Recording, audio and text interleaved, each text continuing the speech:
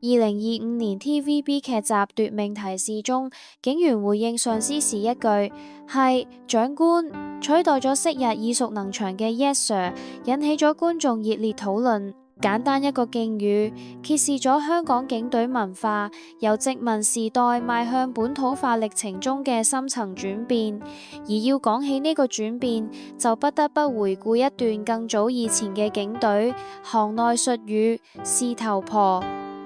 喺殖民時期香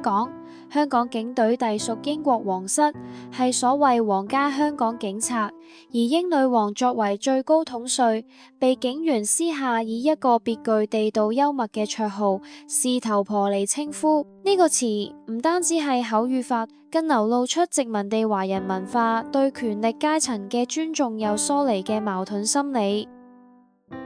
女警變主角 Yes Madam 嘅性別突破。